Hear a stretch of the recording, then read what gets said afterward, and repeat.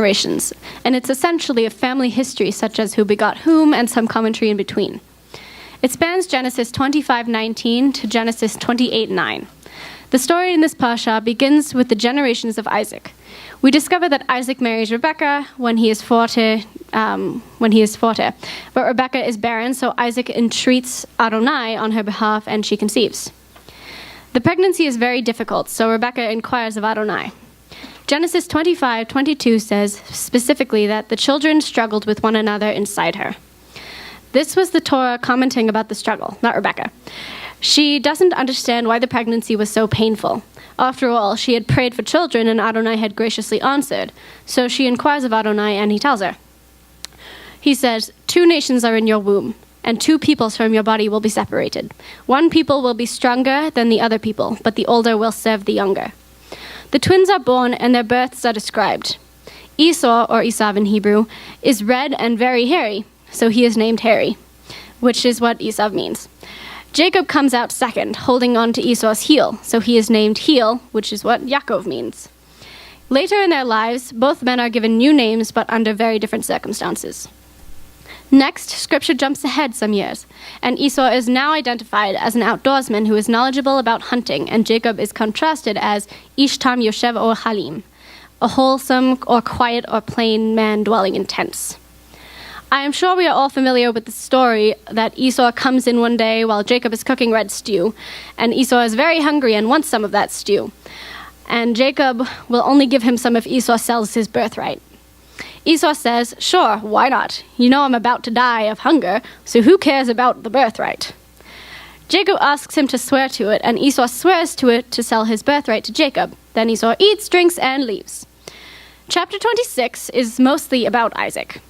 There is a famine in the land, and Isaac, just like his father Abraham, goes to King Avimelech of the Philistines and dwells in Gerar, also like his father. Isaac presents Rebekah as his sister out of fear that he will be killed by someone coveting her beauty. He farms the land, reopens the wells dug by his father Abraham, and digs a series of his own wells. Over the first 2, there is a strife with the Philistines, but the waters of the third well are enjoyed in peace. Isaac becomes very prosperous, settles in Beersheba, where Adonai confirms that the covenant with Isaac that Adonai has made to Abraham. The chapter ends with an announcement that when Esau is 40, he takes 2 wives from among the Canaanites. In chapter 27 and the beginning of chapter 28, Isaac is much older and blind, so he wants to bless Esau, his firstborn, and pass on the birthright. He asks Esau to hunt some game and prepare a delicious meal, and then he will bless him. Esau scurries out to do that. Rebekah hears about it and changes things up by having Jacob dress in Esau's non-hunting clothes, cover his arms and neck with goat skins, prepares a similar dish, and sends Jacob to his father. Jacob receives his father's blessing of the firstborn. When Esau returns and the deception is revealed, he is furious. He weeps bitterly and wants to kill his brother. Jacob is forced to leave home at the request of his parents for his own safety. He goes to Haran, where he is encouraged to find a wife, and in fact gets 2, in the family of his mother's brother Laban. As far as we know, he never sees his mother again. Meanwhile, Esau discovers that his parents are very distressed about his marriages to the Canaanite women, so he marries a 3rd wife, Mahalat, from among the daughters of Ishmael, and that's where the parsha ends. Some big questions and some big misconceptions come out of this Torah portion. For example, why did Isaac love Esau and want to give him the birthright? Didn't Rebekah tell him what Adonai had told her, that the boys represented 2 nations and that the older would serve the younger? So while it may seem understandable why Rebekah favored Jacob, Torah suggests that Isaac favored Esau for no other reason than that he had a taste for wild game. And Esau hunted wild game, so Isaac loved him. The rabbis suggest further, however, the word is translated knowledgeable, as in Esau was knowledgeable about hunting. It comes from the verb yada, to know, which has a variety of applications in Scripture, such as, I know my history dates, or as in, Adam knew Eve and she conceived, or know as in the cunning way so as to entrap. Rashi believes that Esau didn't just know about hunting, but he knew how to entrap, and he entrapped Isaac into believing he, Esau, was something that he was not, a more spiritual man than he was. If that is so, that brings up the question of why Isaac was able to be deceived when Rebekah and Jacob were not. The answer to that is that Rebekah, having grown up with a scheming brother like Laban, recognized deception when she saw it. Isaac, on the other hand, had Abraham and Sarah as parents and thought everybody was an honest person. So that's always a possibility. The big misconception, especially in Christian circles, is that Esau is a good man, that Esau, a good man, was cruelly and unfairly tricked out of his birthright by a scheming younger brother, and later on very magnanimously forgave his brother Jacob and graciously reconciled with him.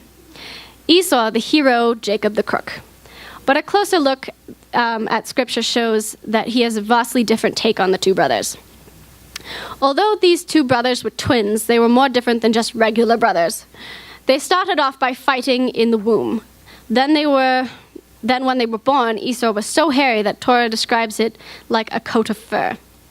We know that this was true since Jacob was able to don goat skin and fool his father into thinking he was stroking Esau's arm. Isaac didn't even say, "My, you feel like a goat." Even though he had no doubts about the voice, correctly believing it to be the voice of Jacob, it was the texture of the skin that convinced him it was Esau. Esau could not have easily pretended to be Jacob, who was smooth. The twins also held different places in their parents' affections. Then we fast forward to the incident of the selling of the birthright. According to the rabbis, Jacob was making stew because Abraham had just died, and it was customary to make the stew during the mourning period. If that is so, the boys were then 15 years old. Notice how the twins are contrasted. Esau, the outdoorsman, is knowledgeable about hunting, but that word, as mentioned before, also carries the connotation of entrapment.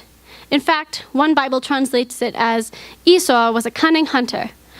But says the Torah, Jacob was an ishtam, a quiet or mild-mannered or plain or upright man. Now, what does that mean? In biblical usage, the Hebrew word tam has the sense of perfect, as in lacking nothing in physical strength or beauty, sound and wholesome, as in a quiet sort of person, not ferocious, and complete, as in morally innocent and having integrity. Now, the contrast becomes very clear. Esau was a man of appetites. He wanted them gratified now, and he didn't give thought to the long term. If he had valued his birthright, he would have said, "No way." We see the same impetuosity in his other choices. He marries two unsuitable women, while Jacob waits and marries later in life to women of his same faith.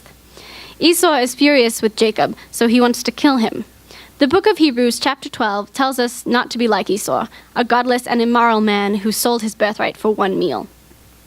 By the way, Jacob didn't steal Esau's birthright. Esau swore, as in made a pledge or a solemn promise, to Jacob. The word for swear comes from the word for 7. In other words, it is like saying something 7 times to show how much you mean it. The Torah sums up the situation in one verse. Then Jacob gave Esau bread and lentil stew, and he ate and drank, then got up and left. So Esau despised his birthright. The bottom line in any case is that Adonai said the older would serve the younger. What is Esau remembered for? As the person who sold his birthright in exchange for some red stew. In fact, his name got changed from Edom, which means red. Got changed from Esau, which means red, which means hairy, to Edom, which means red, because of that incident. Esau was a man of the earth. What is Jacob known for? As the father of the 12 tribes of Israel, his name got changed to Israel, which means wrestled with God. Jacob was interested in the things of God, and it was to him that the covenant promise was renewed, from Abraham to Isaac to Jacob. The good news, though, is that in spite of all their differences, they did get reconciled, and Israel was commanded by Adonai to treat the descendants of Edom well, because they are your brother. It takes both parties to reconcile, so we see reconciliation as a good thing, if both are willing to do it. The particular portion I chose to chant is Genesis 25 through 28. This passage simply establishes that Esau came out red and hairy, and that Jacob came out holding Esau's heel. Esau was an outdoorsman and knew a lot about hunting, but Jacob preferred to stay indoors and was a mild man. As was stated earlier, verse 28 points out that Isaac loved Esau because he was interested in hunting, but Rebekah loved Jacob. Something that I particularly noticed was the fact that these two parents seemed to be playing favorites, based off of who they could relate to. The main thing that I really culled from this passage is the fact that Esau and Jacob were given very different talents, and one parent favored one over the other because of those talents. And it might be difficult sometimes because sometimes we wish that we had somebody else's talent, that we could do something someone else can do. My brother is good at math and I'm not, and sometimes that's frustrating. But it's okay because the Lord specifically gave us our specific gifts because he knew who we were and who we would be. And he had a plan for us. And he knows exactly where we're going, and he wants us to use our specific gifts to serve him in the way that he wants. So that was my thought on that.